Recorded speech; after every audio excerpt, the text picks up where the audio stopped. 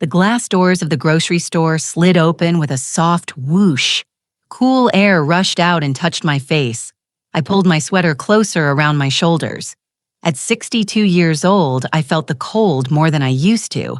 Sydney in September still had a bite to it, even though spring was supposed to be here. Don't forget to like this video and tell us in the comments where you're watching from. Mom, I'll grab a basket. You can look at the fruit. My son Benjamin said he walked ahead quickly like he knew this store very well. I had come to Australia 2 weeks ago to visit Benjamin. He moved here 5 years ago after he married Emma, a woman with perfect hair who always smiled at me like I was a stranger she was being polite to. I pushed my cart toward the vegetables. The store was busy with people shopping after work.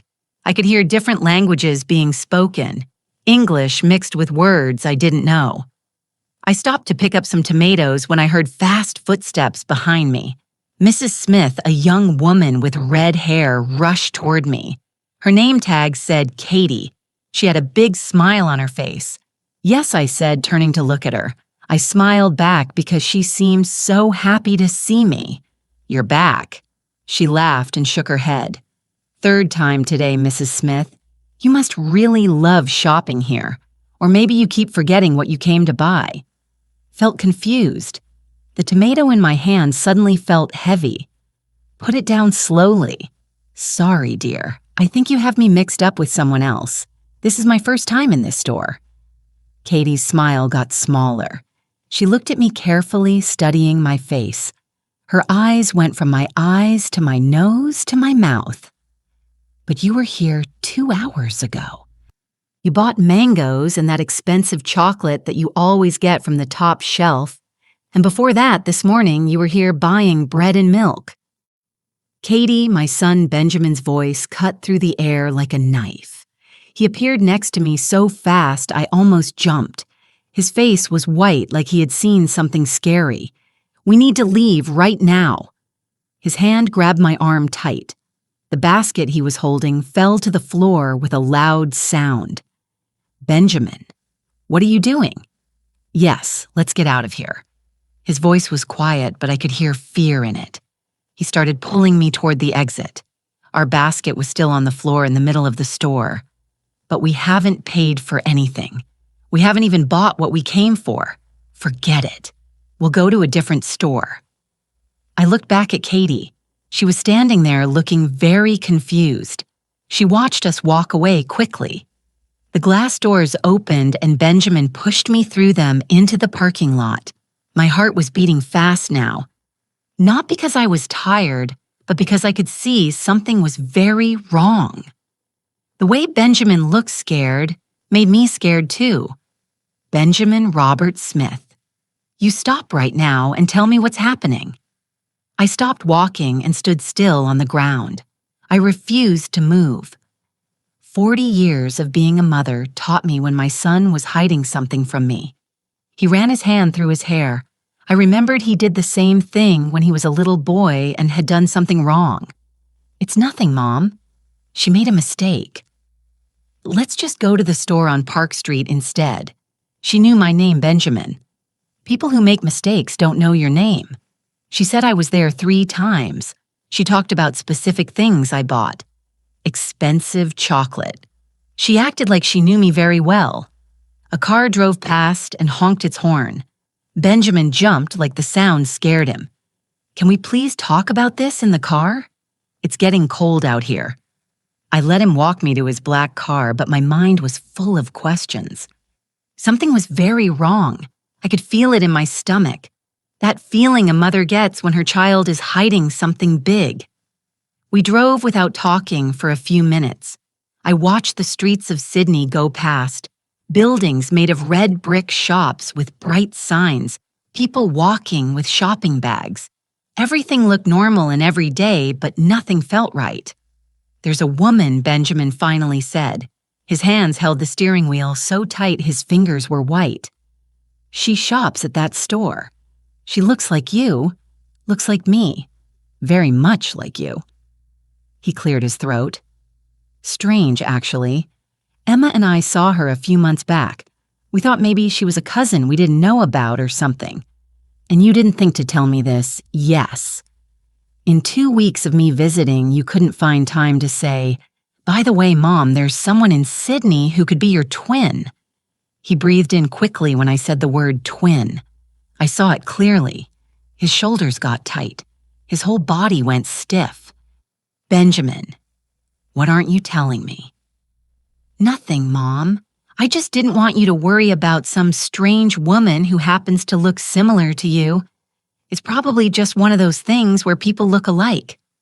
But I knew my son. I raised him by myself after his father left when Benjamin was 10. I worked night shifts at the hospital to pay for his school. I was there for every happy moment and every sad moment, and I knew for certain that he was lying to me. "Take me back to your house," I said quietly. "Mom, now Benjamin." The drive to their house in a nice part of Sydney was silent and heavy. Emma was not home when we got there. She was at one of her yoga classes. Their home always made me feel a bit strange. Everything was white and gray. The furniture looked expensive but not comfortable. There were pictures on the walls that I didn't understand. I went straight to the guest room where I had been sleeping. I took my phone from my bag. My hands were shaking a little. I searched on the internet. How to find someone who looks like you, Sydney. The results didn't help much. I tried different searches. Person who looks like me, Sydney. Twins who didn't grow up together. How to find adoption records. Melbourne, 1963. That last search made me stop. My mother had died 2 months ago. I never thought to ask more questions about how I was born. She always said I was born at home in Melbourne. No hospital, just a woman who helped mothers have babies at home. My mother said she couldn't remember the woman's name. I never doubted her. Why would I? But now with Katie's words in my head 3rd time today, I started to doubt everything. I heard Benjamin's voice in the hallway. He was talking on his phone in a quiet voice. I heard him say, "Elle knows something, and she needs to stay away, and you know what to do." A cold feeling went down my back. I opened my computer and started searching more carefully. Melbourne birth records, 1963. Adoption papers, missing people. I wasn't sure what I was looking for, but I felt like I had to find something. An hour later, I hadn't found much, but I did find something strange. My birth certificate, which I had scanned years ago for my passport, looked wrong. The paper looked too new for 1963. The official stamp was so light you could barely see it. I never noticed before because I never had a reason to look closely. A knock on the door made me jump. Mom Benjamin's voice was soft. He sounded sorry. "Can we talk?" "Come in." He walked in looking tired, like he had become older in just a few hours. He sat on the bed and didn't look at me. "I need to tell you something, but you have to promise to listen to everything before you get upset." "All right. The woman at the grocery store, her name is Helen. Helen Parker." He took a deep breath. "Mom, she's not just someone who looks like you. We're almost sure she's your identical twin sister." The room felt like it was spinning. I held onto the desk to keep myself steady. "That's impossible," I whispered. "My mother would have." "Your mother lied." His voice was gentle but firm. "We've known about Helen for 8 months. Emma met her at a charity event. She looked so much like you that we started asking questions.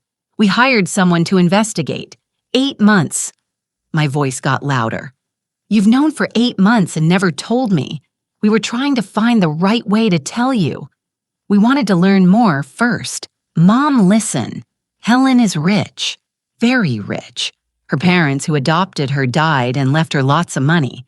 She made that money grow even bigger by investing it. She lives in a fancy neighborhood near the harbor, one of the most expensive places in Sydney." I stared at my son, this man I thought I knew. He felt like a stranger now. "Why didn't you tell me the second you found out he looked away? We were trying to protect you. Protect me from what? From knowing I have a sister. From the truth, it's complicated." "Mom, Helen. She's not healthy. She has early Alzheimer's disease, and there are people around her. People who... He stopped talking suddenly. People who, what, Benjamin? He stood up and walked to the window. People who might not want her to suddenly find out she has a sister who could try to take her money. Is that what you think I would do? Yes.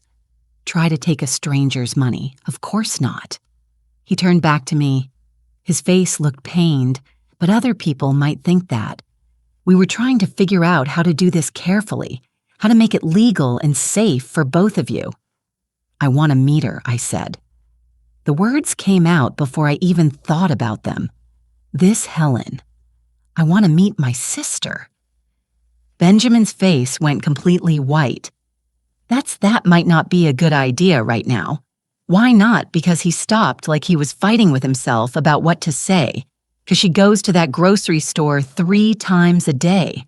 Mom sometimes more. She buys random things and forgets she already bought them. She gets confused about where she is. And the people around her, her money manager, her lawyer, they watch her very carefully. If they found out about you suddenly, if they thought you were trying to... I don't care about her money. I stood up. Anger filled my whole body. I care that I had a sister I never knew about. I care that my mother lied to me my whole life. I care that you've been keeping this from me for 8 months. Mom, please. No, I held up my hand. You don't get to mom, please me right now. You've been lying to me for 8 months. 8 months of phone calls and me visiting where you could have told me the truth. I grabbed my bag. My hands were shaking with anger and shock and a sadness I didn't fully understand yet. Where are you going for a walk? Need air. I need to think. Wait, there's more. There's something else you need to know about Helen, about why we've been so. But I was already out the door. I couldn't hear another word. I needed space. I needed to breathe. I needed to understand how my whole life could suddenly feel like a lie. The September air hit me when I stepped outside onto the street. Tourists walked by taking photos of the old buildings. A man played guitar on the corner. Everything was so normal while my world was falling apart. Had a sister, Quinn. We were separated when we were babies, and my son had been keeping her a secret for 8 months. The question burning in my mind as I walked without direction through Sydney wasn't just why, it was, what else is Benjamin hiding? I pulled my sweater tighter and kept walking. I didn't know that the answer to that question would break everything I thought I knew about my family and myself. I walked for almost 3 hours. My feet hurt. By the time I got back to Benjamin's house, it was dark outside. The lights were on in every room. Through the window, I could see both Benjamin and Emma moving around inside. They were moving their hands a lot like they were arguing. I stopped at the door and got my key out. Then I heard Emma's voice. She was shouting. She never shouted. You should never have let her go to that store. What were you thinking I didn't know Helen would be there today? Benjamin shot back. How could I have known you should have been more careful? 8 months of planning, Benjamin. Months, and you destroy it in one stupid trip to the grocery store. Planning. My hand froze on the door handle. What planning? Keep your voice down. Benjamin said in a harsh whisper. She could come back any minute. But maybe it's time we told her everything. This sneaking around makes me feel sick inside. We can't tell her. Not yet. Not until after I pushed the door open. They both jumped. Emma's hand flew to her chest. She recovered fast, smoothing her blonde hair and putting a smile on her face that didn't reach her eyes. Margaret, you must be freezing. Let me make you some tea. After what I asked, closing the door behind me, Benjamin said not until after. After what?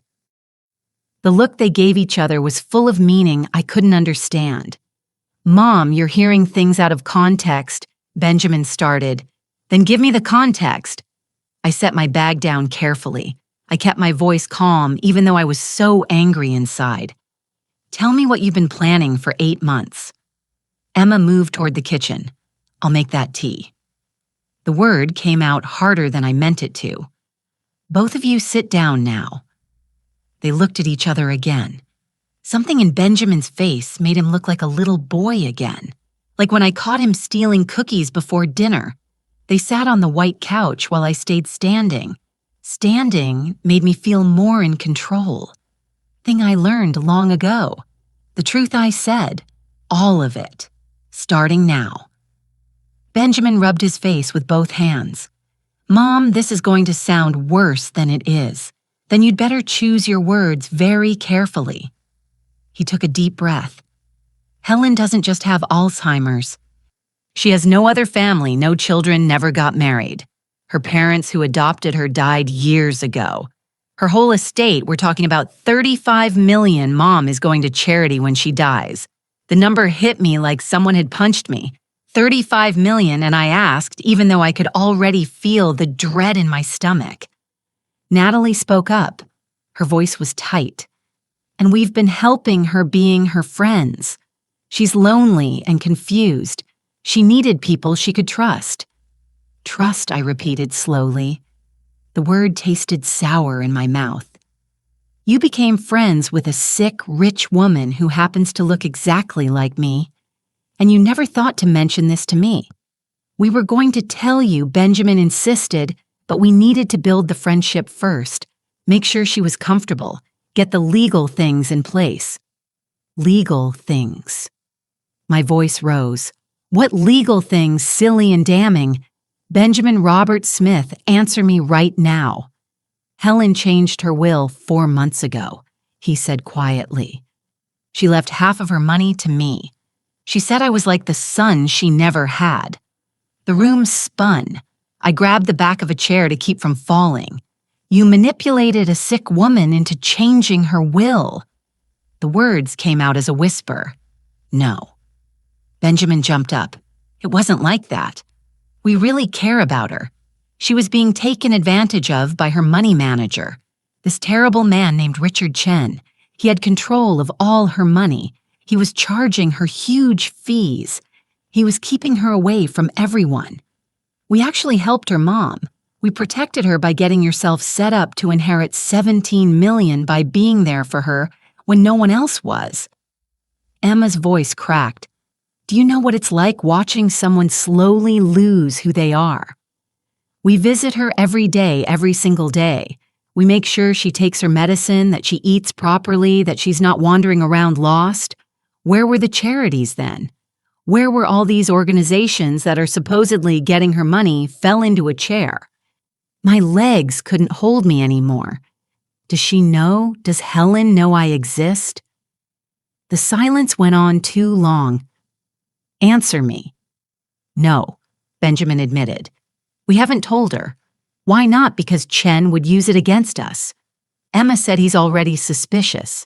If he found out Helen has an identical twin who knew nothing about her, he'd claim we were running some kind of trick. He'd say we planned the whole thing, that you were part of it from the start. But I wasn't. I didn't even know. Stop. Understanding hit me. That's why you never told me. You couldn't risk me accidentally meeting Helen. Couldn't risk anyone finding out about me at all because it would ruin your chance at her money. It's not about the money. Benjamin's face turned red. Mom, I love Helen. She's family. She's your sister, which makes her my aunt. Don't you see? We were trying to protect everyone. Her from Chin-Yu from getting dragged into legal trouble, and yes, ourselves from false accusations. You should have told me the moment you found out. My voice was hard. The moment you realized I had a twin sister, you should have told me. Nothing. Not money, not legal problems. Nothing gave you the right to keep that from me. We were going to tell you next week. Emma said, we had it all planned. We were going to introduce you to Helen on her birthday, October 20th. Make it a special day. Bring you both together properly with witnesses, with everything documented, so no one could say we did anything wrong later. How nice, I said coldly after she'd already changed her will. Benjamin's face crumpled. That's not fair. Fair.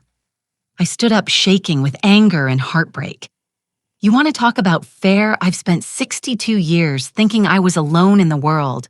My mother died without telling me I had a sister. And you, my own son, found her 8 months ago and said nothing. You became her friend. You got close to her. You convinced her to give you $17 million all while keeping me in the dark. Don't you dare talk to me about fair. I headed toward the guest room. Wait, there's something else. Benjamin's voice stopped me. Something you need to understand about why we did this. I can't imagine what could possibly make this okay. Chin has been stealing from her. The words rushed out. We have proof, bank statements, fake signatures. He's taken at least $4 million over the past 4 years. Helen was too confused to notice, and he was counting on her dying before anyone figured it out. Turn slowly. You have proof. Copies of everything. We've been building a case, waiting for the right time to expose him. But if we acted too soon, he'd destroy the evidence and say we were the ones stealing from her. We needed Helen to be stable enough to tell the truth. We needed to prove we were trustworthy first. And getting 17 million proves you're trustworthy. Emma stood up. The new will has a special part. If Benjamin inherits, he has to use at least half of it to start a foundation. In Helen's name for Alzheimer's research and helping patients, it was Helen's idea. She wanted her money to help people like her. I looked at my daughter-in-law's face searching for lies, but all I saw was exhaustion and what looked like real emotion. Show me the proof, I said. Bayo-chin. Benjamin got his computer and opened a folder labeled HP Financial Records. I spent 20 minutes looking at bank statements, transfer records, and emails. The pattern was clear. Regular withdrawals, always just under the amount that would trigger automatic checks. Always with vague reasons like investment management fees or estate planning costs. This is theft, I said finally. Why haven't you gone to the police? Because Chen has connections, Benjamin explained. His wife's brother is a judge. His friend is the police commissioner. We need a perfect case, and we need Helen clear-headed enough to support us. Her good days are getting fewer and fewer. A knock on the door made us all freeze. Benjamin checked the security camera on his phone and went pale. It's Chin. What? Emma's voice went high. What's he doing here? I don't know. But Benjamin looked at me. Mom, you need to hide. He sees you. He realizes you exist. I'm not hiding in my own son's house. Please. His eyes were desperate. Please, just this once. We're so close to exposing him. Don't let him ruin it now. The knock came again, harder this time. Against every feeling in my body, I went back to the guest room. I left the door open just a tiny bit so I could hear. My heart pounded as Benjamin opened the front door. Mr. Chen. Benjamin's voice was carefully neutral. This is a surprise indeed. The voice that answered was smooth and educated and cold. We need to talk about Helen and about some very interesting financial records that have gone missing from my office. My blood went cold. He knew. Somehow he knew they'd been investigating him. I have no idea what you're talking about, Benjamin said calmly. Don't you? Chen's voice moved closer. Funny thing about security cameras, Benjamin. They catch all sorts of interesting things. Like, for example, someone who looks a lot like you entering the building's file room 4 weeks ago using a key card that was reported stolen. Through the crack in the door, I could see Emma's face go white.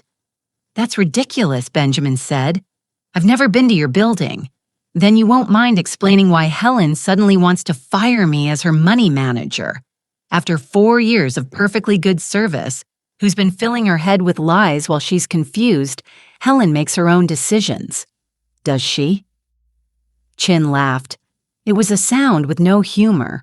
Or do her new best friends make them for her? You know, Benjamin manipulating vulnerable old people is a crime. Elder abuse fraud, undue influence. These charges carry serious prison time. Get out of my home loudly. But understand this. I've already filed a complaint with Senior Protection Services. They'll be investigating Helen's situation very thoroughly. Every relationship, every financial transaction, every change document. If they find that you've been manipulating her, taking advantage of her sick mind, well, I imagine that 17 million inheritance will disappear rather quickly, along with your freedom. We've done nothing wrong. Then you have nothing to worry about. Chen's voice dripped with fake niceness. I'm sure the investigation will clear everything up. Oh, and one more thing.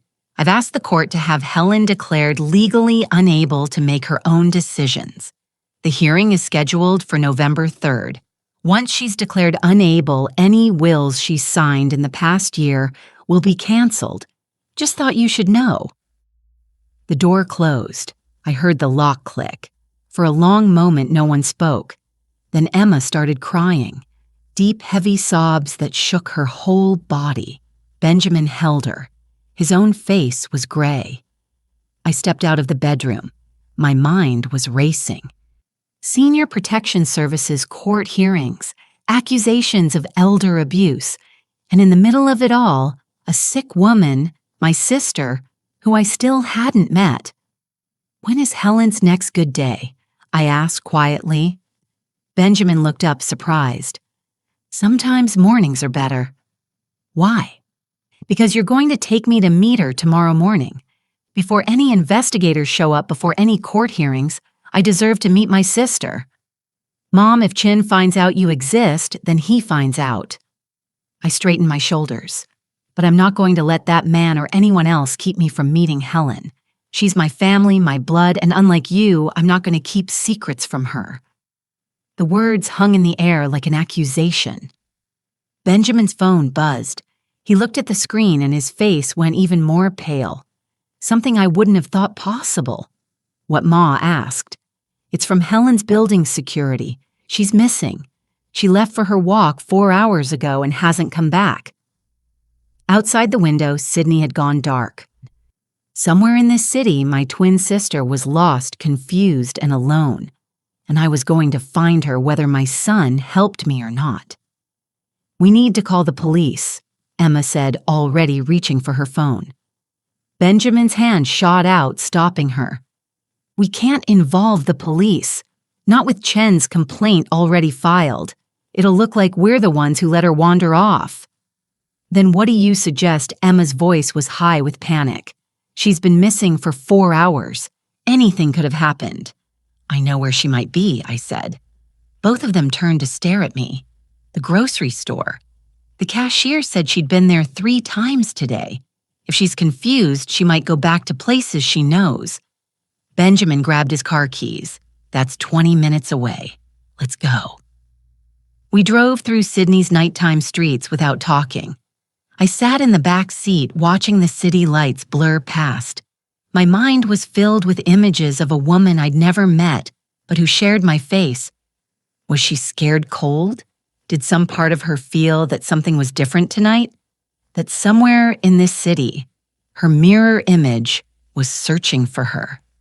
The grocery store parking lot was almost empty when we arrived. Through the windows, I could see Katie at her register looking bored as she checked out a customer, buying things late at night. There, Emma pointed to a person sitting on the bench outside the pharmacy next door. Is that her? Even from far away, even in the dim light, I knew it was her, like looking at a photo of myself. She wore a tan coat like one I owned. Her gray hair was cut almost the same way as mine. She sat staring at nothing, her hands folded in her lap. Let me talk to her, I said already, opening the car door. Mom, wait. Benjamin started. No more waiting. No more secrets. I stepped out into the cold night air. My heart thundered as I walked toward her. She didn't look up until I was standing right in front of her. When she did, her eyes went wide. Hazel eyes exactly like mine in a face that was my own looking back at me. Oh, she said softly. I knew you'd come eventually. The words made me freeze. You knew about me. I've seen you, she said in dreams and mirrors sometimes. Mother always said I was imagining things, but I knew. I've always known I wasn't complete. I sat down beside her, my legs suddenly weak. My name is Margaret. Margaret Smith. Helen. She studied my face with wonder. Helen Parker. You're very beautiful. We're very beautiful, aren't we? She laughed. Sound both happy and lost. I should know my own face, but sometimes I don't. Do you ever forget what you look like, Helen? I'm your sister. Your twin sister. I don't have a sister. Mother would have told me. But even as she said it, tears started running down her face. Why did she never tell me? I don't know, I said, taking her cold hands in mine. But we're going to find out together. Behind us, I heard Benjamin and Emma coming closer. Helen's face changed instantly when she saw Benjamin brightening like a child seeing a favorite uncle. Benjamin and Emma. Did you come for our evening visit? You're very on time tonight. She checked her watch, confused. Or am I late? I sometimes lose track. We were worried about you, Benjamin said gently, kneeling down in front of her. You were gone a long time. Was I? She looked around like seeing the parking lot for the first time. I wanted oranges. Did I get oranges? She had no bag, no purchases. It's okay, Emma said softly. We'll get you home. But I haven't introduced you to my new friend. Helen pointed to me. Isn't she lovely? She says we're sisters. Do you think that's possible? Benjamin. The pain in my son's face was real. Whatever else he'd done, whatever his reasons were, he clearly cared for this fragile woman. I think anything's possible, he said carefully. Let's get you somewhere warm and we can talk about it. We drove to Helen's apartment in a fancy area overlooking the harbor. It was a beautiful building. Helen dozed in the front seat, her head resting against the window. I sat in back with my mind reeling from our short conversation. She dreamed of me. All these years, some part of her had known. Her apartment was breathtaking. Huge windows, original art furniture that belonged in museums, but it also showed signs of her sickness. Sticky notes everywhere with reminders, multiple calendars with different appointments written on them, 4 pairs of reading glasses on different tables. Emma helped Helen to the bedroom to change into pajamas, while Benjamin and I stood in the living room. I walked to the windows, looking out at Sydney's sparkling skyline. She's very sick, isn't she? I said quietly. Some days she's perfectly fine. Other days he trailed off. She's getting worse faster than the doctors thought she would. How long have you really known her? Benjamin's silence. Then 11 months. I turned to face him. 11 months. You said 8. I was trying to make it sound less bad. Mom, I met her at a hospital fundraiser that Emma made me go to. She was sitting alone, looking lost. I helped her find where she left her coat. You thanked me, said I reminded her of someone, though she couldn't remember who. A week later, I saw her at a coffee shop. She didn't recognize me at all. That's when I realized something was wrong, and you decided to become her friend because she was alone and scared, and no one else cared. His voice broke. Do you know what Chin did when she got diagnosed? He pushed everyone away, told her friends, and the few distant family members she had, that she was becoming paranoid, that she was making things up. He pushed everyone away so he could control her completely. I stepped in because someone had to and convinced her to put you in her will. She insisted she wanted to leave something to someone who actually cared about her. He ran his hands through his hair. I know how it looks, but I swear, Mom, everything I did was to protect her from Chen. Then why didn't you go to the police right away? Why play this long game? Because I needed proof that couldn't be questioned. Marie's word alone wouldn't hold up in court. She's been diagnosed with Alzheimer's. Any lawyer would destroy her on the stand. I needed documents, witnesses, pattern of behavior. I've been working with someone who analyzes finances, gathering everything we need to put Chen away for good. The bedroom door opened. Emma came out, her face serious. Benjamin, you need to see this. We followed her into Helen's bedroom. She sat on the bed in her nightgown, looking small and weak. On the bed beside her was a wooden box. She wants to show you something Emma said. Helen opened the box with shaking fingers. Inside were letters, dozens of them yellow with age. She pulled one out and handed it to me. The handwriting was shaky but strong. My dearest daughter, if you're reading this, then I've finally found the courage to tell you the truth.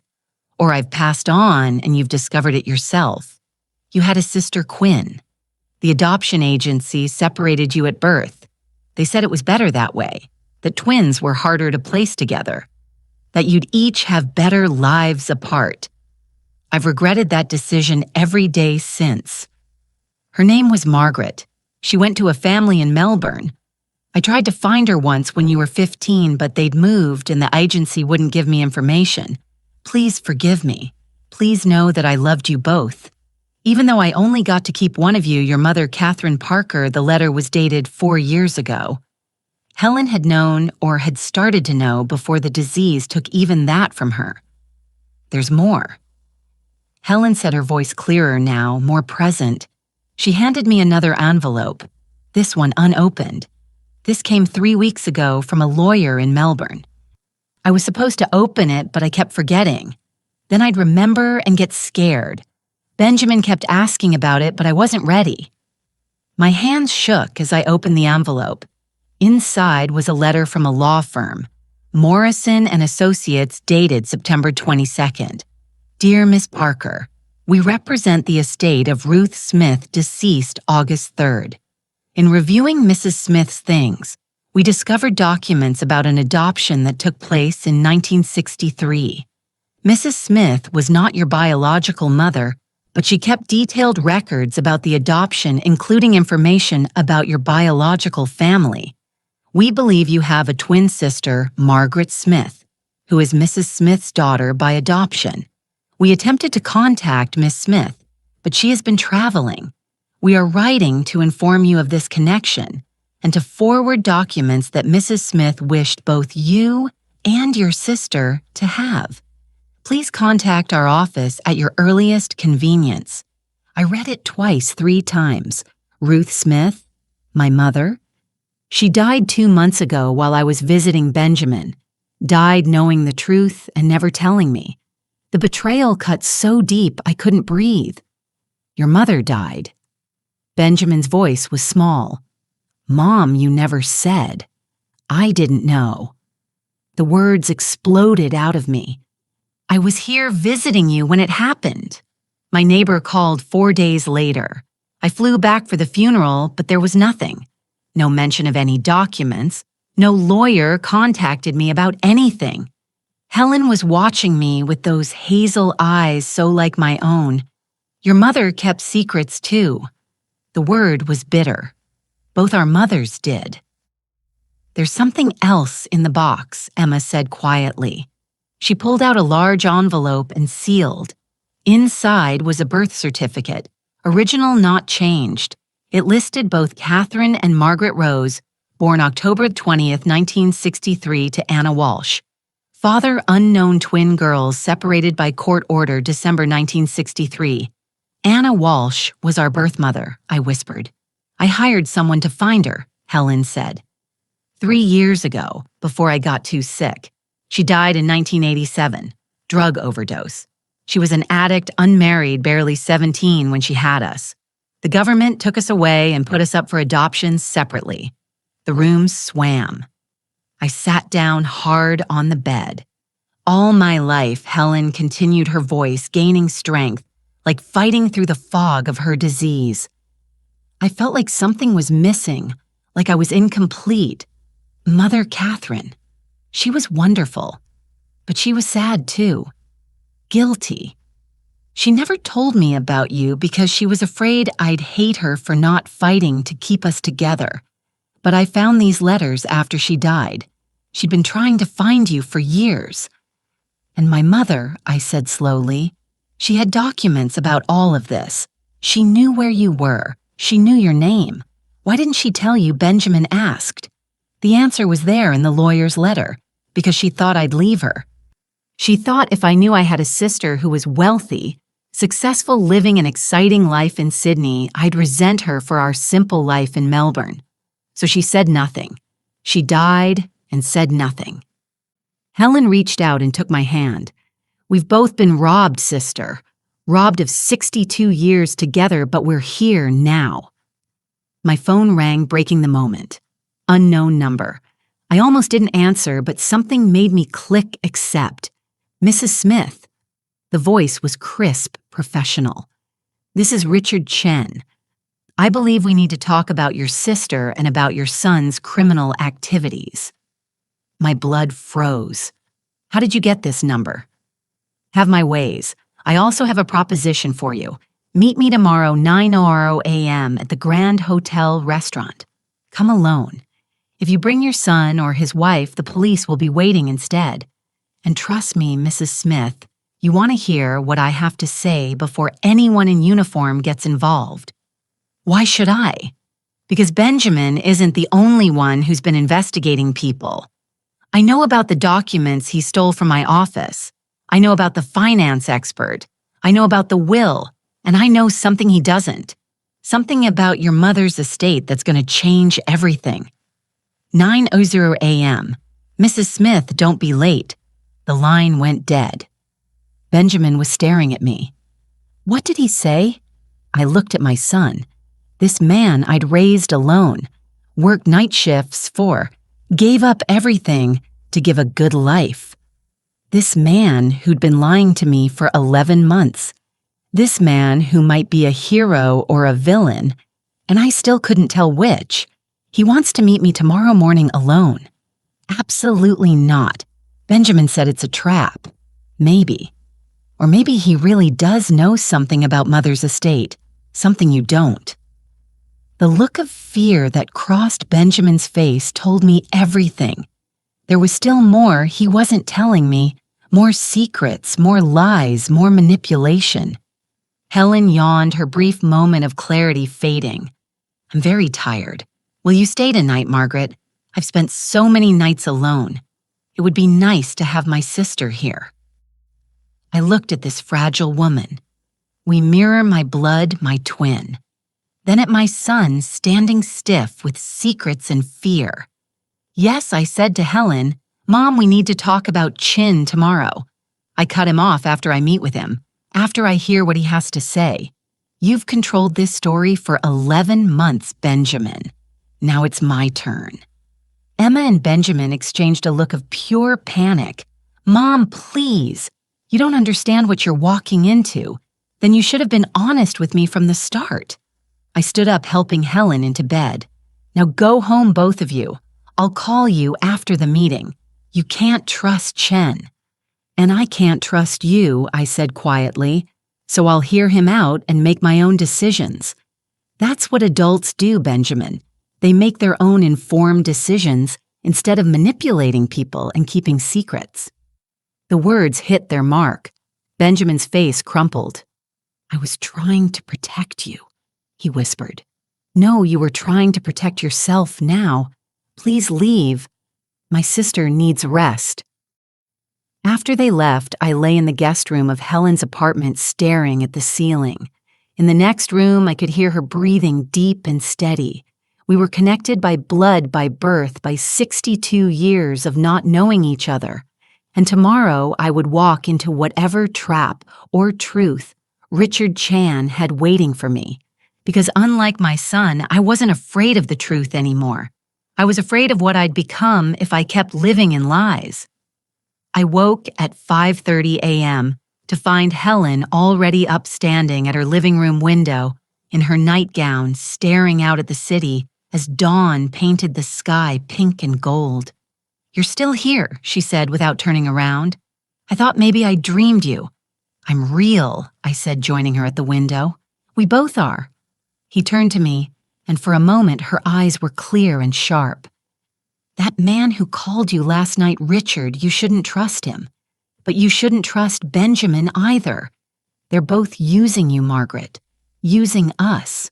What do you mean? But the clarity was already fading from her eyes. I wrote it down somewhere. I always write things down now before I forget, but then I forget where I put the notes. She laughed, sounded with fear. It's like living in a house where someone keeps moving all the furniture. I spent the next hours searching Helen's apartment while she showered and dressed. Found notes everywhere on the fridge tucked in books taped to mirrors. Most were simple reminders. Take pills at 7 a.m. Benjamin visits Mondays and Thursdays. Emma's birthday is June 8th. But then I found one tucked inside a cookbook in the kitchen written in shaky handwriting that got more frantic as it went on. Richard knows about Margaret. He showed me a photo. Said she's been in Sydney for days. Said Benjamin is hiding her. Why Benjamin says Richard is stealing from me. But Richard says Benjamin is manipulating me. Who do I believe I don't know anymore? I don't know anything. There's money missing. $300,000. Someone took it. Richard says Benjamin. Benjamin says Richard. I just wanted to stop. I just want to remember who I can trust. The note was dated 6 days ago, 3 days before I'd arrived in Sydney. My hand shook as I put the note in my pocket. Chen had known about me before the thing at the grocery store. He'd been watching, waiting, gathering information. But how and why wait until now to contact me? Helen came out of her bedroom dressed in pants and a sweater, looking surprisingly put together. I'm having a good morning, she said. Can feel it. My mind is clear. Will you make coffee? I can never remember how much water to use. We sat together at her breakfast table, drinking coffee and eating toast. For a few precious moments, we were just two sisters sharing a morning meal the way we should have been doing for 62 years. Tell me about your life, Helen said. I want to know everything. Did you marry? Have children? What did you do for work? I told her about my late husband, James, who died in a car accident 18 years ago. About my career as a teacher, about Benjamin, my only child, and how proud I'd been when he'd gotten into university. He was always ambitious, I said. Even as a boy, but he was kind too, or I thought he was. He is kind, Helen said firmly. I see it when he visits. The way he makes sure I've eaten, the way he reads to me when I can't focus on the words myself. But he's also desperate. Can see that too. Desperate for what money, security, not for himself. For Emma. She grew up rich. You know, her family lost everything in the 2009 crash. She's terrified of being poor again.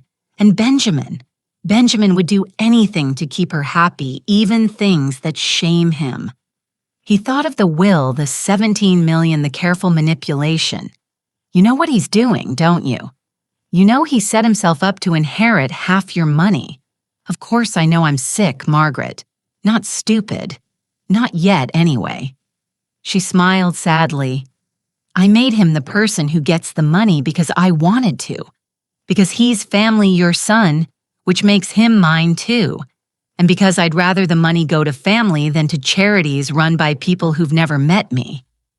But what about Chen's theft, the proof Benjamin has? Helen's face darkened. That's real. Richard has been stealing from me. I have proof. Not just Benjamin's proof, but my own. I hired someone to investigate 6 months ago during one of my clear periods. Richard doesn't know about him, neither does Benjamin. I set down my coffee cup carefully. What did the investigator find? Everything. Richard's gambling debts. His girlfriend in Brisbane, the fake companies he's been sending my money through. But he also found something else. She reached across the table and gripped my hand. Margaret, your mother's estate. The documents that lawyer mentioned in the letter. Richard has them. The room seemed to tilt. What? Oh. The investigator tracked the law firm, Morrison and Associates. They sent copies of Ruth Smith's documents to both of us, but Richard opens my mail. Has for months. He's been opening everything, checking it. He got my copy and realized immediately what it meant. That's how he knew about you. But why didn't the lawyer contact me directly? They did. They sent a registered letter to your address in Melbourne 4 weeks ago. You weren't home to sign for it, so it was returned. They tried again last week. Same thing. Because I'd been here in Sydney visiting Benjamin, the timing was almost too perfect to be a coincidence. What's in those documents? Helen, she stood up, walking to a bookshelf. She pulled out a book that was hollow inside, retrieved a folder from it. My investigator got copies. Richard doesn't know I have them. Inside were pages and pages of paperwork, but it was the handwritten letter on top that made my blood run cold. To my daughters, Margaret and Helen, if you're reading this, then you found each other, and I am gone. I'm sorry for the secrets. I'm sorry for the lies. But most of all, I'm sorry for what I'm about to tell you. Your biological mother, Anna Walsh, didn't die in 1987 as the records show. That was a lie created by the adoption agency to stop you from searching for her. Anna is alive. She lives in a care home in Perth under the name Anna Sullivan. She has severe dementia now. But 25 years ago, when I tracked her down, she was clear enough to tell me the truth. You weren't given up for adoption because she was an unfit mother.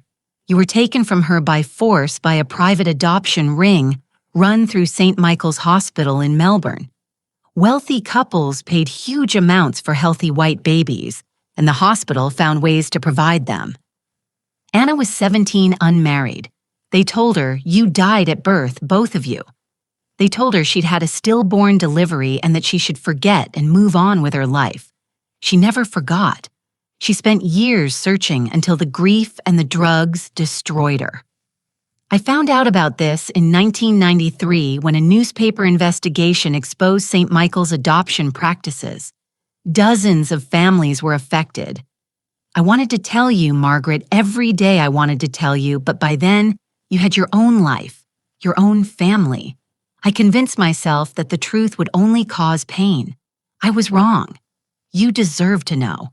I've left paperwork with my lawyer, evidence of the adoption ring, Anna's location, contact information for other families affected. I've also left $60,000 to be split between you and Helen. Not much, but all I could save. Use it to find the truth. Use it to make peace with what was stolen from you. I loved you as best I could. Hope that's enough. Ruth Smith. The letter was dated July 20th, 2 weeks before she died. I read it 3 times, tears running down my face.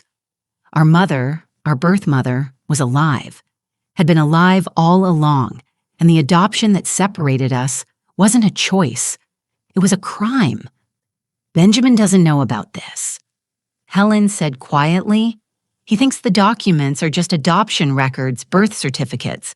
He doesn't know about Anna, about the adoption ring, about the money, but Chin does. And that's why he wants to meet you. He's going to offer you a deal, Margaret. He'll give you the original documents, the ones that prove the illegal adoption, the ones that could open up lawsuits against the hospital, the government, everyone involved. But in exchange, you'll have to help him. Help him how testify that Benjamin has been manipulating me. Sign a paper saying that he's been keeping you away from me, preventing family contact. With your testimony, Chen can have Benjamin's inheritance canned and possibly bring criminal charges. I stood up, walking to the window. Below, Sydney was waking up.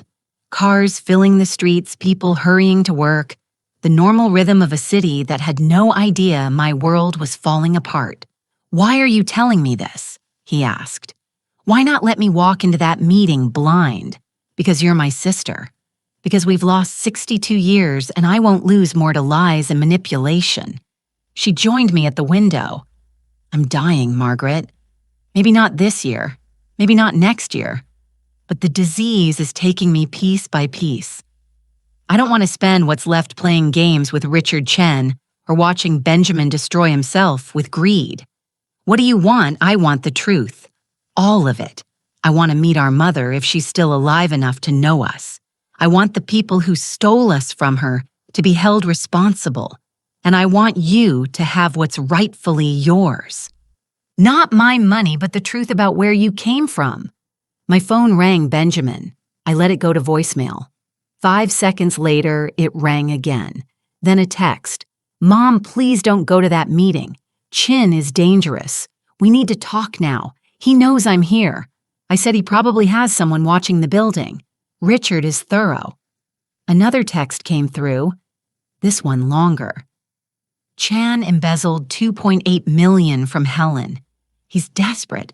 He'll say anything to turn you against me. The meeting is a trap. He might hurt you. Please." I stared at the message.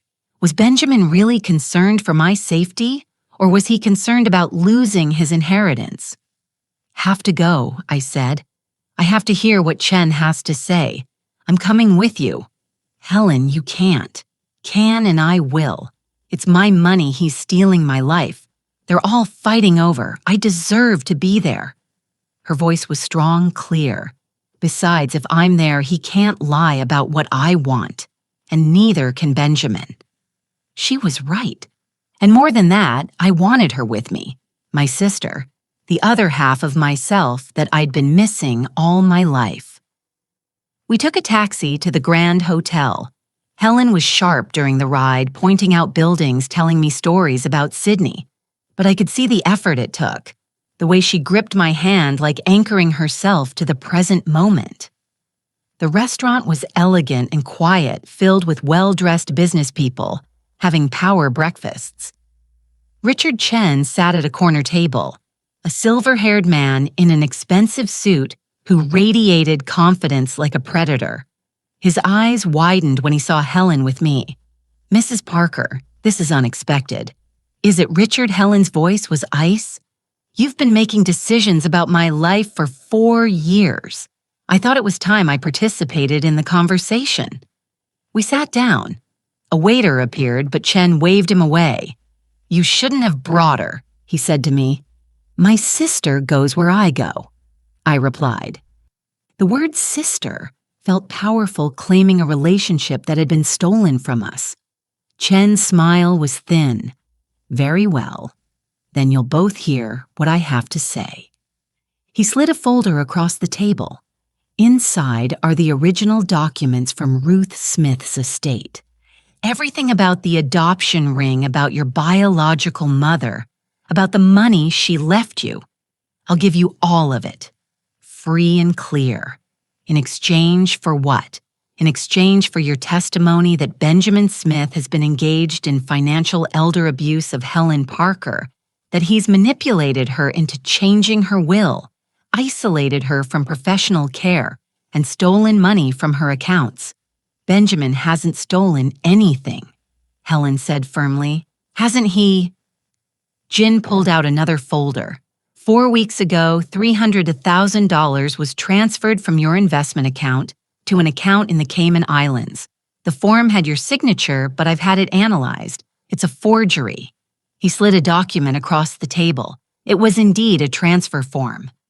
Signed Helen Parker in handwriting that looked close to hers, but wasn't quite right. "Benjamin did this," I whispered, "or he had someone do it for him." The timing is interesting, don't you think? Right after he learned you were coming to visit, right after he knew his window was closing, Helen picked up the document, studying it. "This isn't Benjamin's work. How can you be sure? 'Cause it's yours, Richard." She looked up at him with complete clarity in her eyes. "I recognize the mistakes. You always make my age too big, and you never quite get the angle right on my K. Benjamin would have been more careful." Chen's face went very still. "That's ridiculous. Is it? Because my private investigator has samples of your forgeries going back 3 years. You've been practicing my signature, getting better at it. But you're still not perfect." I watched the color drain from Chen's face, watched his careful control slip. "You're confused." He said, his voice hard. "The Alzheimer's makes me forgetful. Not blind, not stupid." Helen placed both hands flat on the table. "Here's what's going to happen, Richard. You're going to give Margaret those documents, all of them, with no conditions. You're going to quit as my money manager today, and you're going to return every penny you've stolen from me, or I'm going to have you arrested. You have no proof. I have an investigator's report documenting every theft.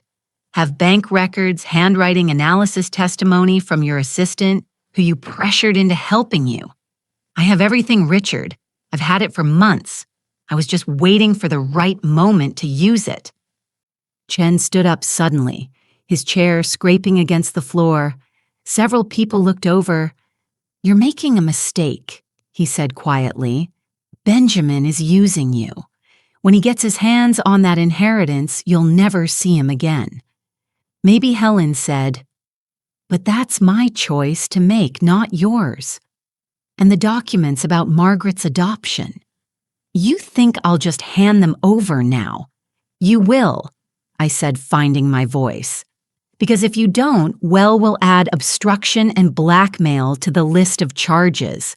Those documents belong to me. They're part of my mother's estate. Keeping them from me is a crime." Chen's eyes were cold with fury. "You have no idea what you're doing. That adoption ring. There are powerful people who don't want that exposed. People who will make your life very difficult if you start asking questions." "Is that a threat?" Helen asked. "It's a warning for both of you." He leaned down, his voice dropping. "You think Benjamin is the villain here? At least he really cares about you, Helen, in his own twisted way. The people who ran that adoption ring, they're still out there, still connected, still powerful, and they will not be happy about you digging up the past." He threw a card on the table. "When you're ready to be reasonable, call me. The documents will be waiting, but don't wait too long. Your window is closing faster than you think." He walked out, leaving us sitting in stunned silence. Helen's hand was shaking now, her moment of clarity fading. "Margaret, why are we in a restaurant? Are we celebrating something?" My heart broke. "Yes," I said gently. "We're celebrating finding each other." "Oh, that's nice." She smiled, vague and distant. "Did I have breakfast? I can't remember." I helped her to her feet, guiding her out of the restaurant, but my mind was racing. Chen's warning echoed in my head. Powerful people still connected, still out there. My phone buzzed. "Benjamin, where are you? I'm at Helen's apartment. We need to talk about Chen right now." And beneath that, a text from an unknown number. "Stop asking questions about St. Michael's Hospital. This is your only warning." I looked down at my sister, already forgetting where we were, forgetting our confrontation with Chen, forgetting everything but the present moment. Somewhere in Perth, our birth mother lived in a care home, not knowing her daughters were alive. Somewhere in Sydney, my son was either a hero or a criminal, and I still couldn't tell which. And somewhere in the shadows, people who had built fortunes on stolen babies were watching. I had walked into this thinking it was just about family secrets and inheritance fights. I was beginning to realize it was so much more dangerous than that. Benjamin was pacing Helen's living room like a caged animal when we returned. Emma sat on the couch, her perfect appearance finally broken, mascara smudged under her eyes. "Where have you been?" Benjamin's voice was ragged. "I've been calling for 3 hours. Do you have any idea how worried he stopped when he saw Helen's confused face?" "What happened? Is she okay?" "She's tired," I said, guiding Helen to her bedroom. "We had breakfast out. She needs to rest." "Breakfast? Mom, you met with Chen, didn't you? What did he say? What did you tell him?" "Rest first," I said to Helen, helping her onto the bed. "We'll talk later." "But we just woke up," Helen protested. "Weakly, didn't we?" I kissed her forehead, an instinct that felt both strange and completely natural. Just a short, sleep sister. Her eyes widened. Flash of recognition. Have a sister now. I need to remember that. You need to. But sleep was already pulling her under.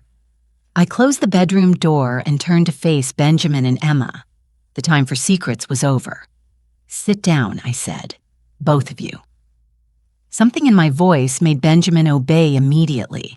I pulled out Helen's notes, the investigator's report, Ruth Smith's letter, and laid them all on the coffee table like evidence at a trial. Before you say anything I started, I want you to understand something. I know about the private investigator Helen hired. I know about the adoption ring.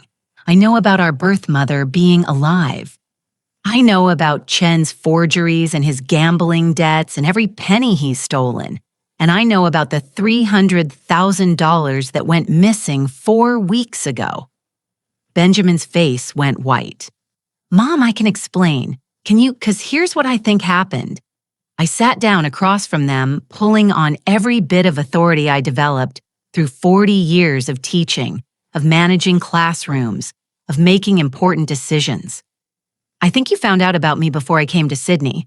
I think you knew the lawyer had sent documents to both Helen and me. And I think you panicked. That's not. Let me finish. My voice was still.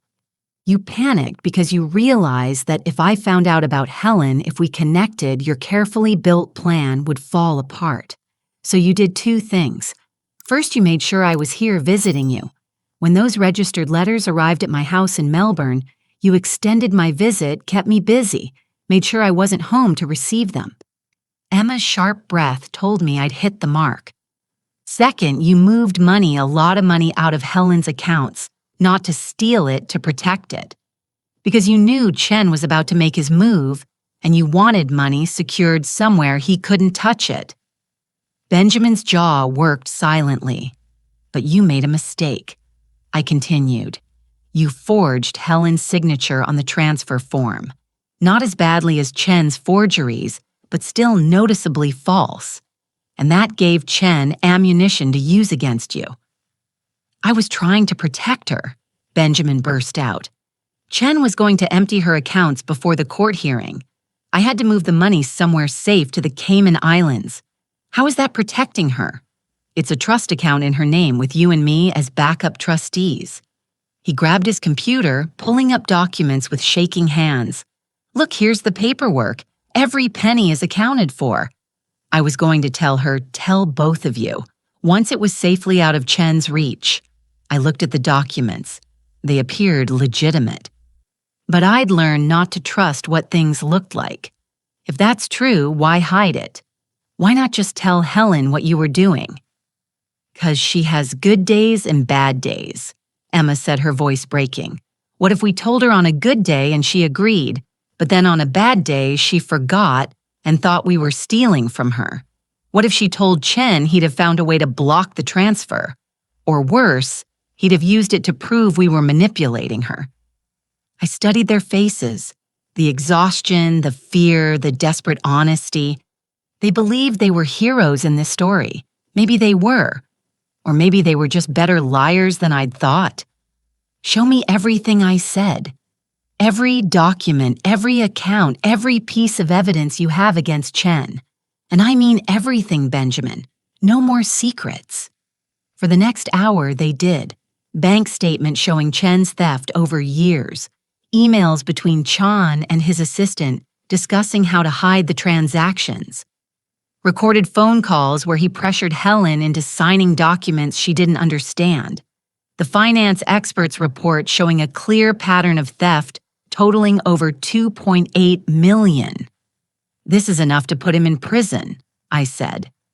Looking at the last document should be, Benjamin agreed, but he has connections. His wife's brother is Judge Harrison Cooper. His lawyer is David Manning, who's defended half the wealthy criminals in Sydney.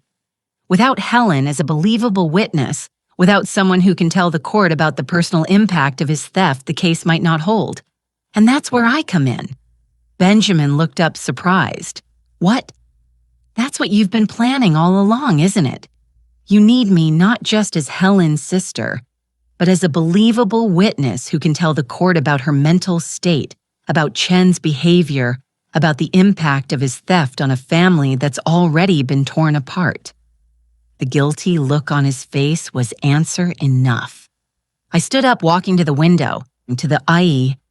Outside, Sydney shined in the afternoon sun, beautiful and uncaring about the dramas playing out in its buildings. Here's what's going to happen, I said, turning back to them. Tomorrow we're going to do exactly what you've been planning. We're going to expose Chen, but we're going to do it right with full honesty with Helen's agreement on one of her good days, and with legal help that isn't connected to anyone involved in this mess. Mom, I'm not finished. In exchange, you're going to do something for me. You're going to help me find our birth mother. You're going to help me track down every person involved in that adoption ring. And you're going to accept that when this is over, whatever Helen decides about her will, whether she keeps you as someone who gets money or removes you entirely, we're going to respect her decision without arguing. Of course, Benjamin said quickly, you never. And one more thing, pulled out my phone, opening the text from the unknown number. This came right after I left the restaurant with Chen. Someone is threatening us, warning us away from investigating St. Michael's Hospital. I want to know who sent it, and I want to know what they're afraid we'll find. Emma took the phone, her face going pale as she read the message. Benjamin, this is serious. These people who ever ran that adoption ring, they're still out there, which is exactly why we need to move fast. I said, before they realize how much we know, before they have time to destroy evidence or silence witnesses. Benjamin stood up, and for the first time since I'd arrived in Sydney, I saw something in his face that reminded me of the boy I'd raised. Strong, brave, and yes, really caring. Kay, he said, but we do this together as a family. No more secrets, no more secrets. I agreed.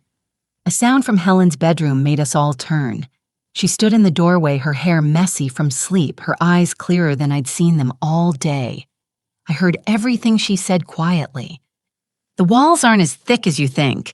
We froze, unsure how much she'd understood, how much she'd remember.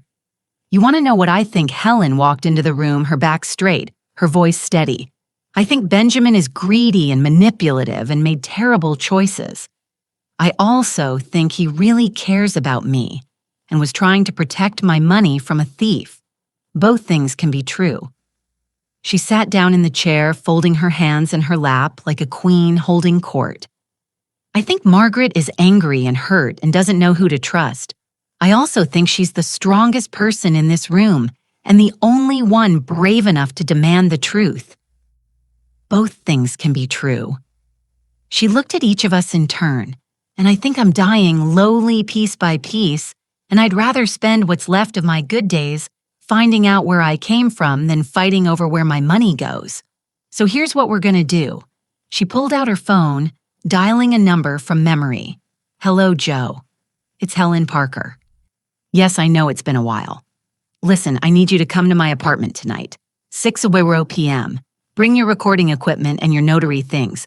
We're going to do this properly. She hung up and smiled at our shocked faces. Joe Martinez, my lawyer. My real lawyer. Not the one Chin kept pushing me toward. I hired him 6 months ago, the same day I hired the investigator. I've been preparing for this moment for a long time. You've been playing us. Benjamin whispered. All of us this whole time not playing, planning. Helen's smile was sharp. Did you really think I'd let my disease rob me of control over my own life? I might forget what I had for breakfast, but I haven't forgotten how to protect myself. She stood up, walking to a locked cabinet I'd noticed earlier but hadn't questioned. She pulled out a key from her pocket.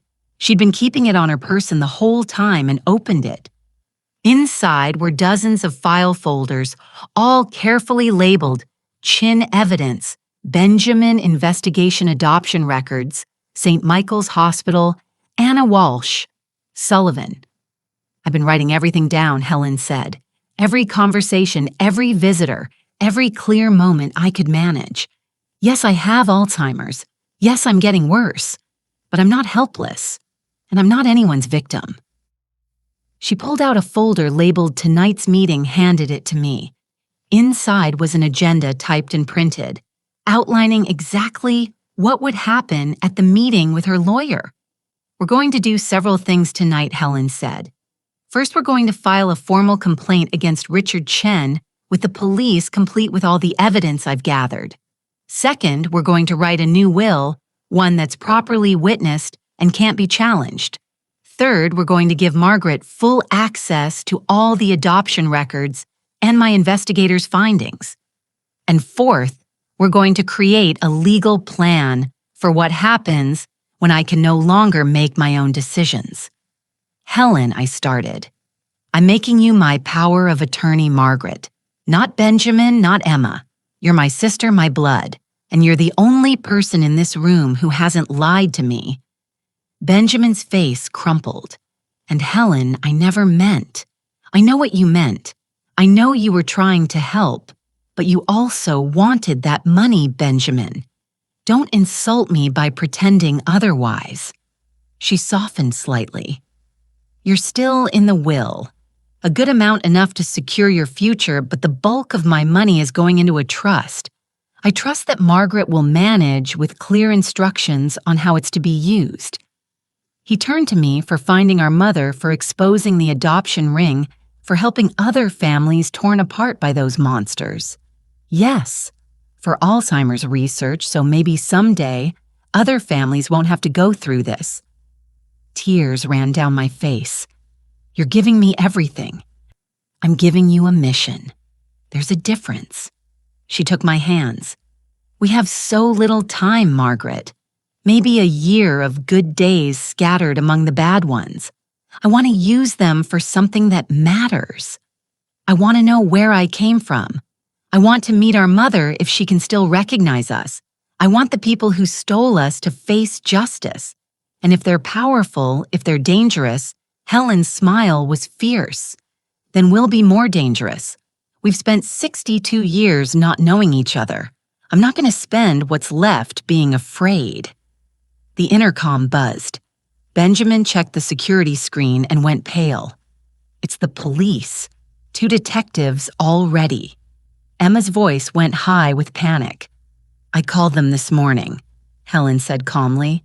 Before Margaret and I went to meet Chen, I told them I had evidence of financial elder abuse and wanted to file a formal complaint. They said they'd send detectives this afternoon.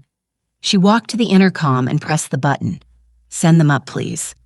Benjamin looked at me, his eyes desperate.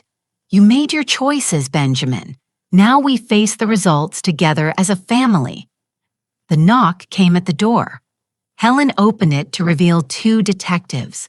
One middle-aged woman with kind eyes, one younger man with a notebook. Mrs. Parker, I'm Detective Louise Chen, and this is Detective James Martin.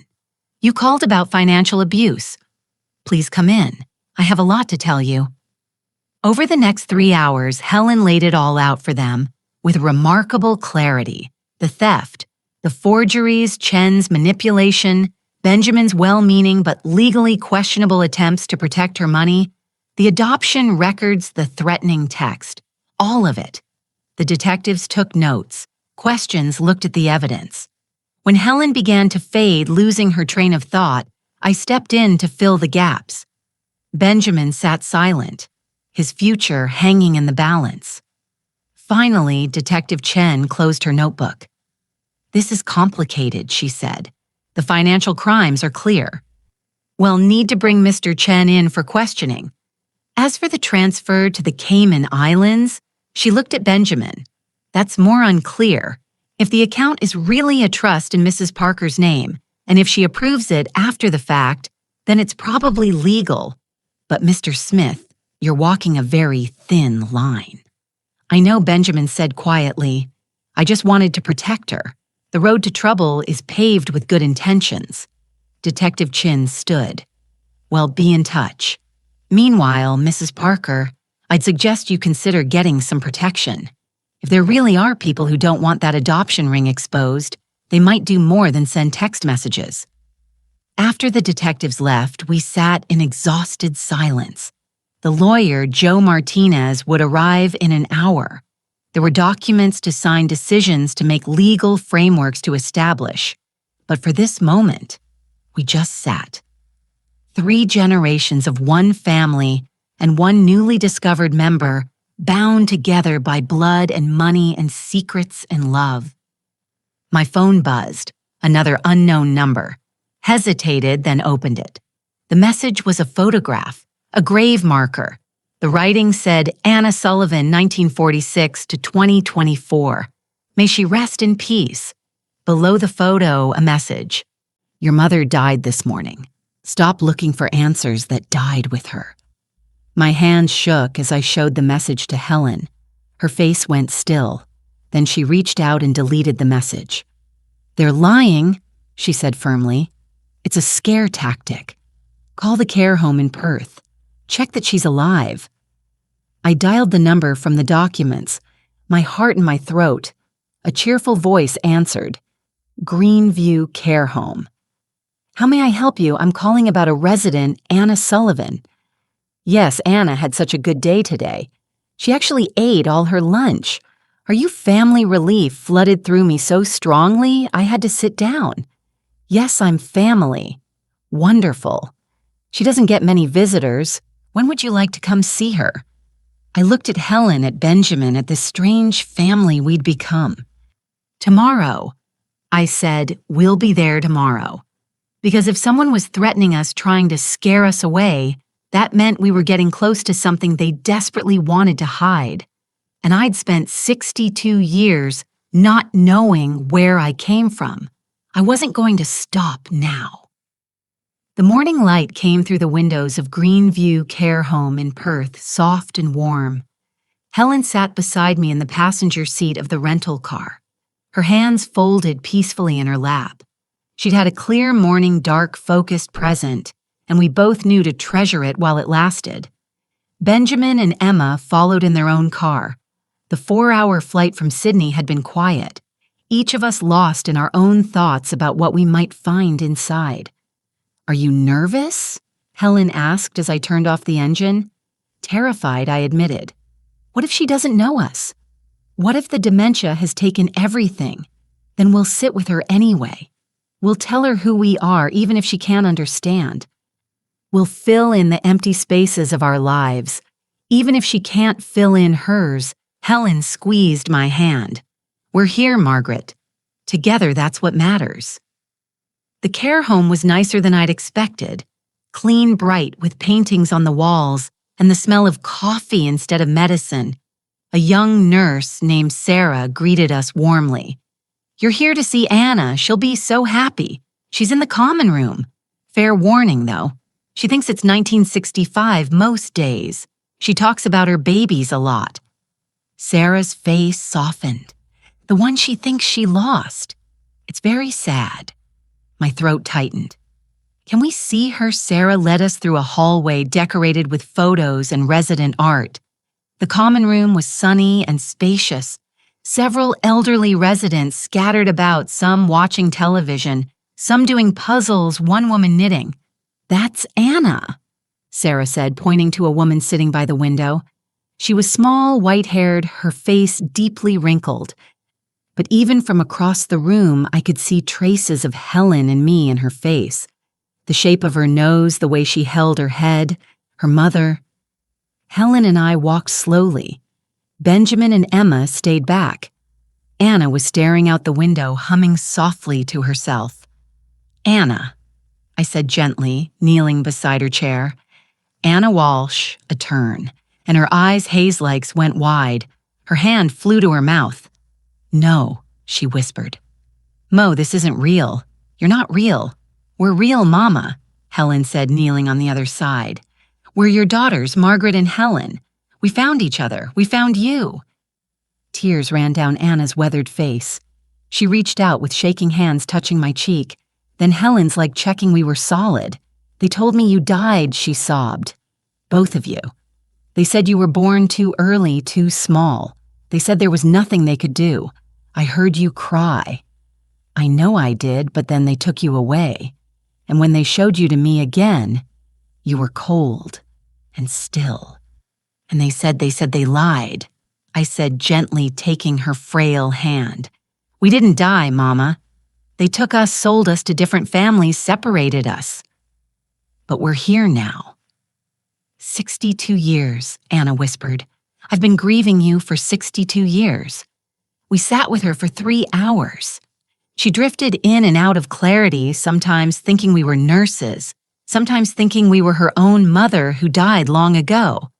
But in the clear moments, she told us everything about the hospital, about the doctor who delivered us Dr. Harold Matthews, about the nurse who held her down when she tried to fight, tried to see her babies, about waking up alone, being told her twins were dead, being given papers to sign and sent home to grieve. I tried to tell people she said her voice breaking. I told everyone who would listen, but I was 17, unmarried, or who was going to believe me. They said I was crazy. They said grief had confused me. Eventually, I started to believe them too. Helen pulled out a photo one the investigator had found of Catherine and Helen together when Helen was a child. This is the mother who raised me. She loved me, but she knew Mama. She knew what they'd done, and she tried to find Margaret to make it right. Anna studied the photo with tears running down her face. She looks kind. She was, Helen said, but I wish I'd known you too.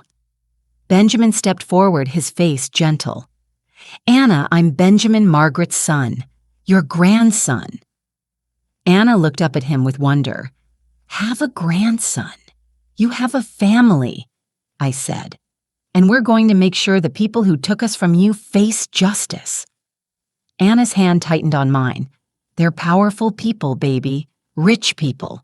They have lawyers and judges who protect them. That's why I could never prove anything. That's why nobody believed me. We have evidence now, I said. Hospital records, adoption documents, stories from other families. We have everything we need. Will it be enough? I thought of Helen's carefully organized files of the investigator's report, of Benjamin's legal knowledge of Emma's connections, of Detective Chen's promise to investigate thoroughly. It will be, I said with more confidence than I felt, because we're not giving up. Not this time. We left Greenview 4 hours later with Anna's blessing and a promise to return soon.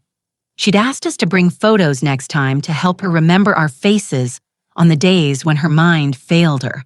The drive back to Sydney was different, heavier with purpose, lighter with truth. What happens now? Emma asked when we stopped for gas. Now we fight, I said simply. For Anna, for every family the adoption ring destroyed, and for ourselves. Back in Sydney, Helen's lawyer, Joe Martinez, had news. Richard Chen had been arrested that morning on multiple counts of financial fraud and elder abuse. His attempts to claim protection through his brother-in-law had failed. The investigation was expanding to include his other elderly clients. There's more, Joe said, sliding a document across his desk. We've identified 4 other lawyers and 3 judges who were involved in the adoption ring. Several are still alive, still working. With your testimony and the evidence you've gathered, the state is opening a formal investigation. How long will it take? Helen asked. Years, probably. These things move slowly. I don't have years. Helen's voice was calm. Matter of fact, so we'd better work fast. Over the next month, we worked with a speed that would have been impossible without Helen's money backing us. We hired a legal team. We tracked down other victims of St. Michael's adoption ring, now elderly themselves, many having never known they were stolen. We organized, documented, built a case that couldn't be broken.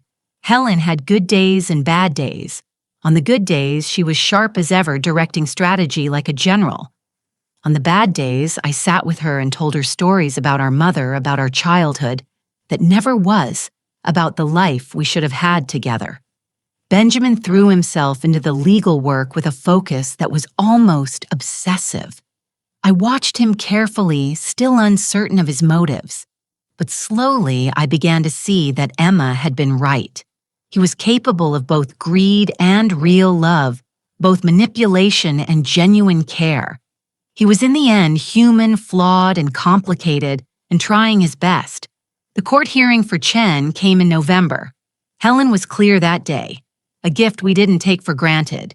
She testified clearly only about his theft and manipulation. I testified about finding my sister, about the documents he'd kept from us, about the threats we'd received. Chen's lawyer tried to paint us as opportunists, as family members manipulating a sick woman, but Helen's own lawyer showed her carefully documented files.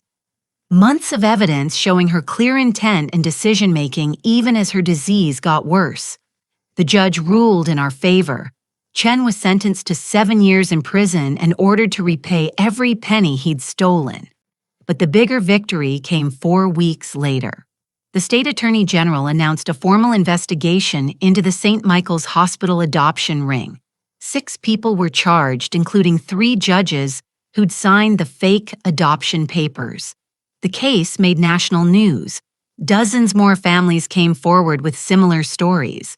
Helen and I were invited to testify before a state commission. We sat side by side, 2 elderly women who looked so alike that the commissioners kept getting us confused and told our story about being stolen, about living 62 years apart, about finding each other despite every obstacle. "What do you want from this commission?" one commissioner asked. I looked at Helen. She nodded for me to speak. "Justice for our mother who spent her life grieving children who weren't dead. Responsibility for the people who built fortunes on stolen babies.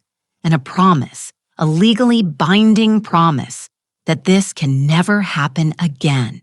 That no family will be torn apart by greed and lies the way ours was." The commission recommended major changes to adoption rules, required DNA databases for separated siblings, and a victim payment fund. It wasn't perfect. It wouldn't undo 62 years of loss, but it was something. In January, Helen's condition worsened. The clear days became rare, precious gems scattered among weeks of confusion. I moved to Sydney, permanently taking over as her full-time caregiver and the person with power of attorney. Benjamin visited regularly. We'd settled into an uneasy peace. I would never fully trust him again, but I could see he really loved Helen. The inheritance no longer mattered to him as much, or perhaps it did, and he just learned to be more honest about it. Either way, we managed. One evening in late February, Helen had a moment of perfect clarity. We were sitting in her apartment watching the sunset over Sydney. "Margaret," she said, her voice strong and certain, "here I want you to know something. These past months, having you here, knowing you, loving you, they've been the best of my life.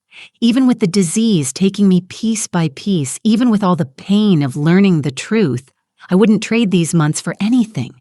Neither would I." I whispered, taking her hand. "I'm scared of forgetting you, of having a day when I wake up and you're a stranger again. Then I'll introduce myself every day if I have to. I'll tell you you're my sister, my twin, my other half, and eventually some part of you will remember. Even if your mind forgets, your heart will know." She smiled, tears running down her face. "Promise me something, anything. When I'm gone, when this disease finally takes the last of me, use the money the way we planned. Find the other stolen children. Help them find each other. Make sure Anna is cared for until the end. And Benjamin." She paused. "Make sure he's okay too. He's flawed, but he's family, and family takes care of family. Promise." She leaned her head on my shoulder, and we sat that way until the last light faded from the sky. Helen died on a Monday in May, peacefully in her sleep, with me holding her hand. She was 62 years old, the same age as the years we'd spent apart. I inherited most of her money as she'd planned. Benjamin received a good trust fund enough to secure his future, without making him rich enough to be careless. The rest went into the foundation we'd established together, the Walsh Parker Foundation for Adoption, Truth and Family Reunion. At Helen's funeral, Anna attended one of her rare, clear days. She sat beside me in the front row, holding my hand, understanding that she'd lost a daughter she'd barely had time to know. "You'll take care of things," she said. It wasn't a question. I will, Mama, and I have. In the 4 years since Helen's death, the foundation has reunited 53 families, separated by the adoption ring.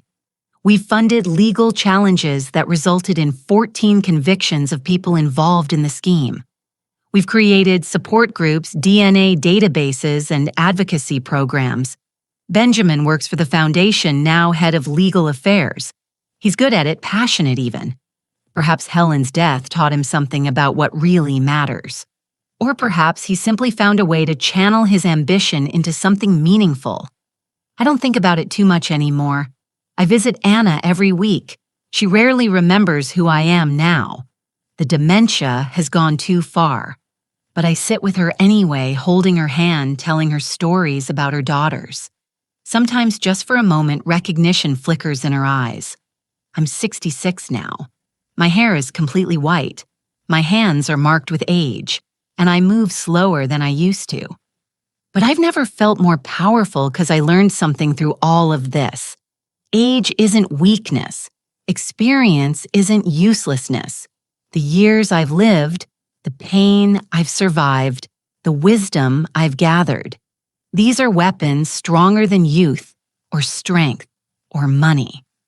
I outmaneuvered Chin not through force but through patience and intelligence. I navigated my son's lies not through confrontation, but through strategic revelation.